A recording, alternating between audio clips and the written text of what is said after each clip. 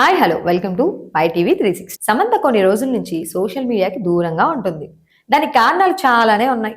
నాగ చైతన్యతో పెళ్లి, ఆ తర్వాత డివోర్స్, తన హెల్త్ ప్రాబ్లమ్స్ ఇలా చాలానే ఉన్నాయి. అయినా సమంత మాత్రం తన వర్క్ ని ఎప్పుడూ ఆపలేదు. పెళ్లి ముందు ఎలా అయితే సినిమాలు చేసిందో పెళ్లి తర్వాత కూడా అంతే స్పీడ్ తో సినిమాలు చేసింది. సమంత సినిమాలో ఉంటే ఆ సినిమా సగం హిట్ అని ప్రొడ్యూసర్స్ తన డేట్స్ కోసం తిరిగేవారు. అయితే డివోర్స్ తర్వాత మాత్రం సమంత తన స్పీడ్ తగ్గించింది. సినిమాల విషయంలో చాలా చూజీగా వెళ్తుంది సమంత. పెళ్లి తర్వాత తను చేసిన పెద్ద ప్రాజెక్ట్ ప్రైమ్ లో వచ్చిన సీటాడెల్ సిరీస్ మాత్రమే. రాజ్ అండ్ డీకే ఈ సిరీస్ ని డైరెక్ట్ చేశారు. ఆ తర్వాత శుభం అనే ఒక తెలుగు సినిమాని సమంత ప్రొడ్యూస్ చేసింది. అందులో యాక్ట్ చేసింది కూడా. రాజ్ అండ్ డీకే డైరెక్ట్ చేసిన ఫ్యామిలీ మ్యాన్ 2 సిరీస్ లో నటించిన సమంత ఆ సినిమాలో కొన్ని ఇంటిమేట్ సీన్స్ లో నటించింది.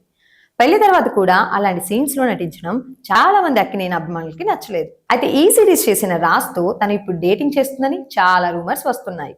రాజ్ ఆల్రెడీ పెళ్ళైన వ్యక్తి అయినప్పటికీ ఈ డేటింగ్ రూమర్స్ కి ఫుల్ స్టాప్ పడట్లేదు. సమంత కానీ రాజ్ కానీ వాళ్ళ రిలేషన్షిప్ గురించి ఎక్కడా మాట్లాడలేదు.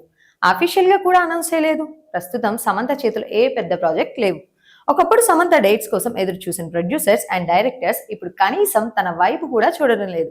ఏ మాయ చేశాము మూవీతో జనాల్ని మాయ చేసిన సమంత ఆ తర్వాత బృందావనం, దూకుడు మూవీస్ తో బ్లాక్ బస్టర్స్ కొట్టింది.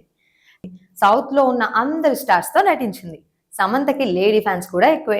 లేడీ ఓరియంటెడ్ మూవీస్ తో కూడా తన సక్సెస్ సాధించింది.